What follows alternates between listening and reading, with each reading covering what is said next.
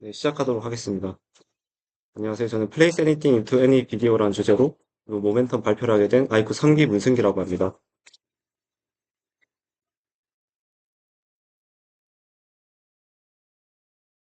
우선 백그라운드 지식이 조금 필요할 것 같아서 제가 설명을 좀 드리려고 합니다. 우선 지금 제가 해결하고자 하는 태스크는 그 3D 오브젝트 인서션이라고 하는 태스크인데, 이 태스크는 비디오를 편집을 하거나 아니면 영화나 드라마의 PPL 같이 그 가상으로 이제 상품을 영상 내에 배치하는 그런 태스크나 또 이제 광고 제작에 쓰이는 그런 태스크라고 할 수가 있습니다. 간략하게 설명을 드리자면, 어, 잠시만요. 혹시 뒤로 어떻게 넘기나요? 아, 방향키로 하면 되긴 한데. 아,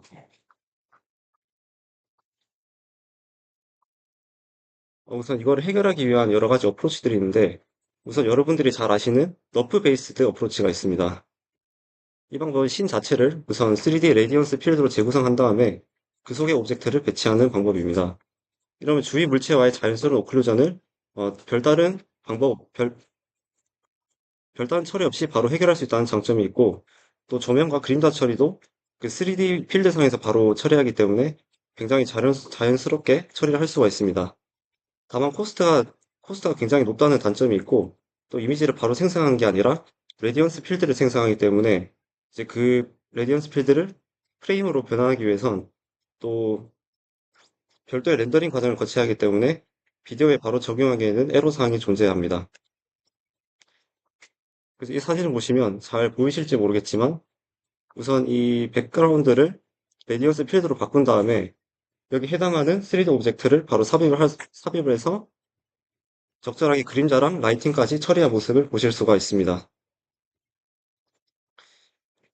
근데 저희가 해결하고자 하는 태스크는 그 코스트가 굉장히 중요하기 때문에 저희 너프 베이스드 어프로치는 사용하지 않고 2D, 3D, 2D로 가는 어프로치를 사용하기로 했습니다. 간략하게 설명드리자면 원본 영상은 2D이고 이 3D 모델을 따로 렌더링하는 과정을 거친 다음에 2D 영상에 바로 붙여넣는 방식을 채택을 했습니다. 그러기 위해서 우선 카메라에 관한 정보가 필요한데 이 부분은 이따가 더 설명을 드릴 예정입니다. 물체를 놓고자 하는 평면을 추적을 하는데 이 위치 변화를 프레임별로 하나씩 계속 추적을 해야 합니다. 이렇게 하면 코스트 부담이 상당히 적고 어, 또 영상 위에 바로 3D 렌더링을 더 씌우기 때문에 어, 백그라운드를 따로 렌더링할 필요가 없어서 코스트 면에서는 장점이 있다고 할 수가 있습니다. 다만 오클루전에 대한 고려는 상당히 부족하고 또 영상 속 환경에 라이트 에스티메이션이 필요하기 때문에 그 뒤에 다른 모델을 덧붙여서 별다른 처리를 해줘야 된다는 그런 단점이 있습니다.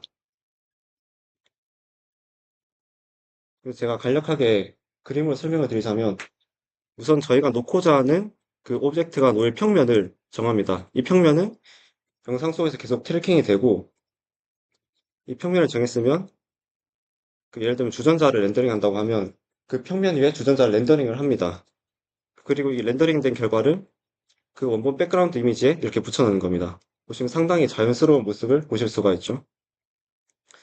그래서 이 파이프라인을 구현해 둔 논문을 제가 찾아서 발표를 하게 되었습니다.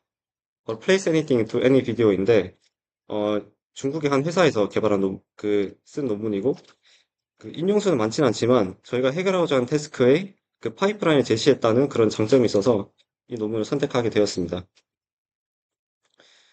우선 비디오를 편집하는 건 사진과 달리 시간과 비용이 많이 들죠. 또 포스트 프로세싱하는 툴이 또 필요하고 여러분들이 아시는 뭐 애프터 이펙트나 뭐 프리미어 프로 같은 툴을 잘 다루어야 합니다. 그렇게 일반인이 비디오에 3D 오브젝트를 집어넣는 건 그 비전공자 입장에서는 매우 어려운 태스크라고 할 수가 있습니다. 우선 스페이셜이랑 템포럴 컨시스턴시를 다 충족을 해야 되고 또 카메라가 어떤 카메라를 썼는지 그 원본 영상을 촬영할 때 어떤 카메라를 썼는지를 또 파악을 해야 된다는 그런 문제가 있습니다. 그래서 이 논문에서 제시한 방법은 2D, 3D, 2D 메소드인데 우선 소스 매터리얼 그러니까 우리가 우리가 주입하는 원본 영상은 2D입니다. 그리고 영상 편집은 3D 스페이스 상에서 일어나고 그 결과물은 다시 2D 영상으로 바뀌게 됩니다. 그래서 이 논문에서 구현한 플레이스 애니띵 시스템은 우선 3D 모델을 제너레이션을 하고 그다음에 비디오를 3D로 리컨스트럭션을 하고 그 다음에 그 환경에다가 3D 타겟을, 그러니까 3D 오브젝트를 집어넣는 파이프라인으로 구성이 되어 있습니다. 그래서 이런 다양한 오브젝트에 적용이 가능하고, 또 사용자는 몇 번의 클릭만으로 어디에 넣을지를 바로 정해줄 수 있다는 그런 장점이 있고, 또 이미지나 텍스트 설명으로부터 3D 메쉬를 자동으로 생성을 합니다. 그러니까 저희가 컵이라는 텍스트를 주면 자동으로 컵 같이 생긴 3D 오브젝트를 생성해낼 수 있는 그런 능력을 갖추고 있습니다. 이런 장점이 있고, 또 표로 보자면 우선 이용자가 그 넣고자 하는 오브젝트의 사진 혹은 텍스트로 된 간단한 설명을 제공을 합니다. 이렇게 컵 사진을 줄 수도 있고, 아니면 이렇게 회색 컵이라는 텍스트를 줄 수도 있습니다. 이렇게 하면 이제 모델이 3D 모델을 이 디스크립션을 바탕으로 생성을 해냅니다. 그리고 비디오를 3D로 재구성해서 그 3D 환경 안에다가 그 이제 생성된 오브젝트를 집어넣습니다. 그래서 아웃풋 비디오는 이 프레임들을 다시 합성해서 그 오브젝트가 들어간 영상으로 재구성하게 됩니다. 우선 개략적인 순서는 다음과 같은데, 우선 삽입하고자 하는 오브젝트의 사진을 촬영하거나 그 오브젝트를 설명하는 간단한 텍스트 디스크립션을 제공을 합니다. 이건 유저가 제공을 하는 것이고, 그 사진 및 디스크립션을 올리는 3D 오브젝트를 그 모델이 직접 생성을 해냅니다. 그래서 유저가 비디오를 업로드하면 카메라의 인트린식 파라미터를 추정하는데, 카메라의 내부 파라미터라고 생각하시면 됩니다. 뭐 초점 거리라든지, 뭐 렌즈 크기, 뭐 화상 크기라든지 그런 것을 생각하면 되고, 이 부분은 뒷 슬라이드에서 설명을 더 드리도록 하겠습니다. 그리고 몇 프레임의 카메라 포즈랑 그 카메라 위치랑 뎁스맵을 추정을 한 다음에 유저는 이제 물체를 어디 놓을 것인지 그 리전을 선택을 합니다. 그래서 이제 카메라 내부 정보와 외부 정보를 바탕으로 매 프레임마다 그 리전이 어떻게 바뀌는지를 추적을 합니다. 그리고 그 리전상에 오브젝트를 렌더링함으로써 그 카메라가 보는 시점에 맞게 오브젝트를 자동으로 회전시키거나 스케일을 조정하거나 하는 그런 작업이 가능해집니다. 그 비디오의 각 프레임에 렌더링된 오브젝트를 합성을 하게 됩니다. 우선 파이프라인 순서대로 설명을 드리면 우선 첫 번째는 그 3D 모델 제너레이션입니다. 그 기존 메소드는 이제 너프와 같이 레디언스 필드 제너레이션을 하는데 이렇게 되면 3D 오브젝트 파일로 나오는 것이 아니라 그냥 포인트 클라우드 같이 레디언스 필드를 생성하게 됩니다.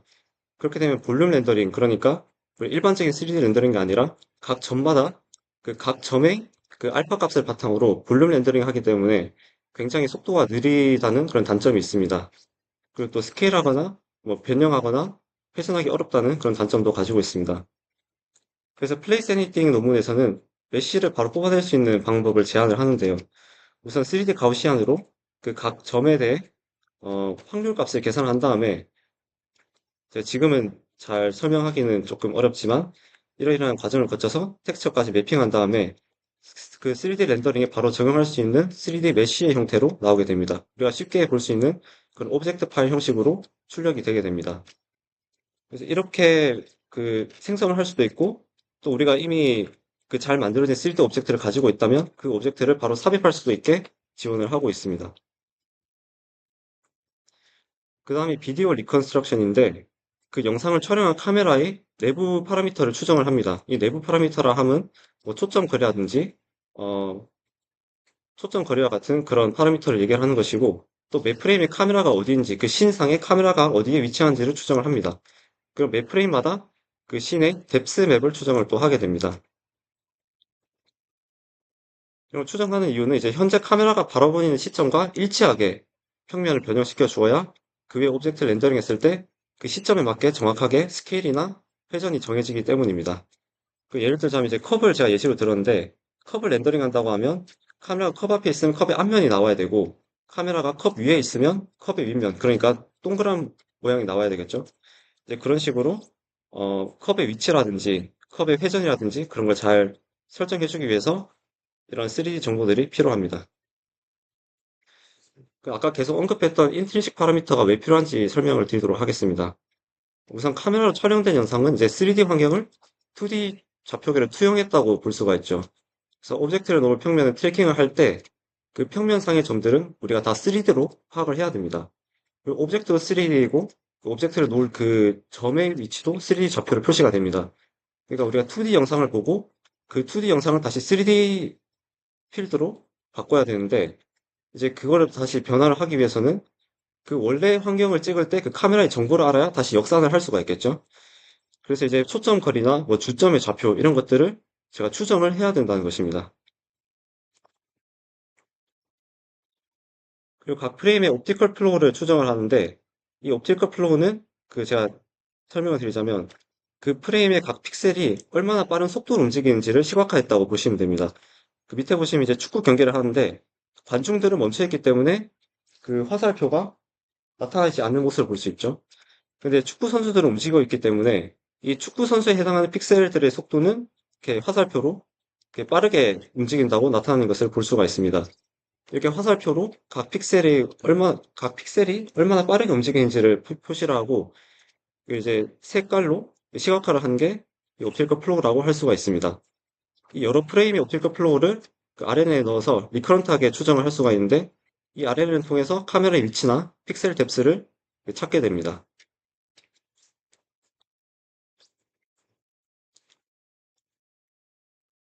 제가 너무 이론만 설명했기 때문에 조금 잘 모르실 것 같아서 제가 시각화한 거를 한번 보여드리도록 하겠습니다.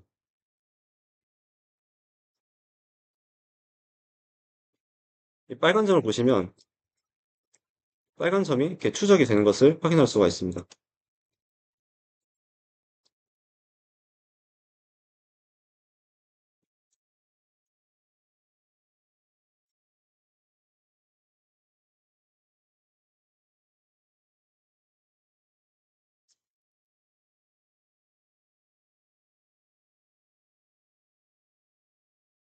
또 점을 추적하는 게 아니라 평면도 추적할 수가 있는데 평면 추적하는 것은 어, 여기 보시면 연두색으로 표시가 되어 있는데 한번 확인해 보시기 바랍니다.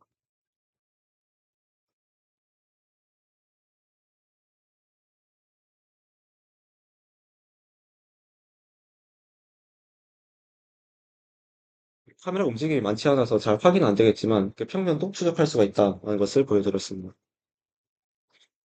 이제 그 다음에 물체를 놓을 그 평면을 추적을 했다면 그 위에 3D 오브젝트를 렌더링을 해야 되겠죠. 근데 이제 그 오브젝트를 놓을 이전을 우선 3D 좌표계로 그 백 프로젝션을 수행을 합니다. 그 다음 이제 렌즈 알고리즘을 통해서 그 3D 점들로부터 평면이 어떻게 이루어지는지 그 평면 함수를 추정을 합니다. 그 다음에 그 대상 오브젝트는 그 해당 평면 위에 수직으로 놓인다고, 그러니까 똑바로 서 있는 것으로 가정을 하고, 저희가 사용하는 파이토치 3D 라이브러리가 있는데, 이 라이브러리를 통해서 대상 오브젝트를 렌더링을 수행을 합니다. 그 다음에 이제 그 오브젝트 렌더링 하면, 오브젝트만 출력이 되게 되는데, 그 오브젝트를 백그라운드 비디오에 다시 합성을 시킴으로써 최종 영상을 만들어내게 됩니다.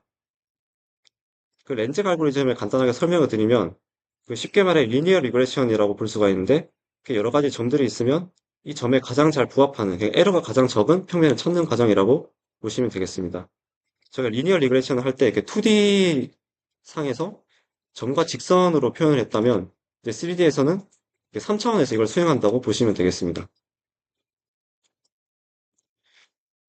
그래서 제가 논문을 바탕으로 이제 구현한 것을 보여드리면 이런 식으로 이 컵이 카메라의 위치가 변함에도 이렇게 잘 추적이 되는 것을 확인을 할 수가 있습니다. 그 눈여겨보셔야 될 부분이 처음에는 이 컵의 윗부분, 그러니까 이 동그란 부분이 조금 첫 프레임의 동그란 부분의 면적과 마지막에 동그란 부분의 면적을 한번 비교를 해보시기 바랍니다.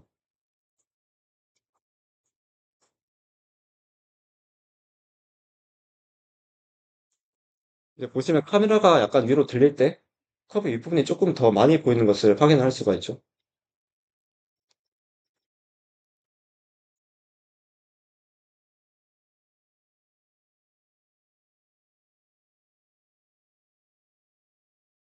다음과 같고 이제 이렇게 예를 들면 이제 텔레폰 그러니까 공중전화 부스를 예로 들면 이 공중전화 부스를 설명한 이미지를 제공을 하면 이제 플레이스 애니띵이 음, 이 공중전화 부스의 3D 모델을 추정을 합니다. 그래서 잘 보시면 이게 너무 작긴 하지만 이 씬에 맞게 공중전화 부스가 이렇게 배치가 된 모습을 확인할 수가 있죠.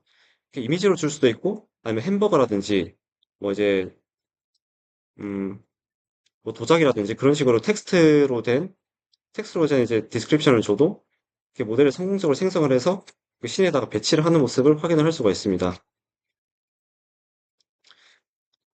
그래서 이 논문에서 제시한 활용 방안으로는 뭐 이제 제품 광고라든지, 인플루언서 마케팅이라든지, VR 혹은 AR에 활용할 수 있다고 하고 있고, 또 비디오 편집이나 뭐 이제 엔터테인먼트에도 사용을 할 수가 있다고 합니다. 뭐 영화나 애니메이션에도 적용이 가능할 테니까요.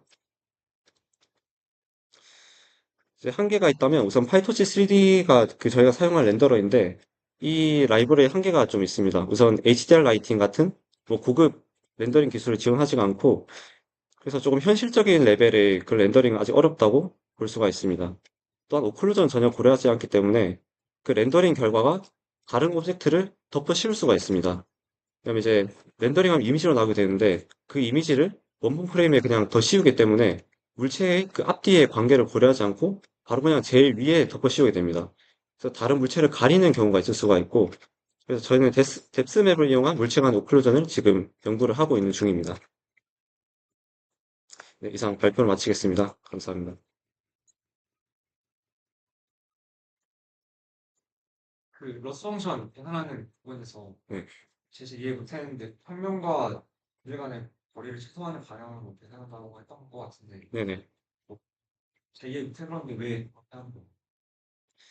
그 이제 여기 있는 점들이 그 평면을 구성한다고 저희가 추정한 그 점들입니다. 3D 환경상의 점이고 이제 이 점을 토대로 이제 최종 평면을 계산하기 위해서 저희가 어떤 데이터의 경향성을 가장 잘 나타내는 직선을 찾듯이 요 데이터 그 점들의 경향성을 가장 잘 나타내는 평면을 찾는다고 보시면 됩니다. 결국엔 리니어 리그레션에서 차원을 한 단계만 더 추가했다고 생각을 하시면 되겠습니다. 알겠습니다. 질문이나요? 네. 지금 행복 같은 포켓몬고에 보면 이제 제가 카메라 들고 있으면 그 환경상에 이제 가상의 포켓몬이 나타나잖아요. 그거랑 거의 비슷한 기술이라고 보시면 될 것 같습니다. 근데 저희는 이제 그걸 실시간으로 하는 게 아니라, 어, 비디오가 주어지면 그 비디오에 포켓몬을 합성하는 그런 거라고 보시면 될 것 같습니다. 네, 스위티에서 이거 왜 해요? 그건 잘 모르겠는데 아마 광고 만들려고 그러는 게 아닐까 하는 생각이 듭니다.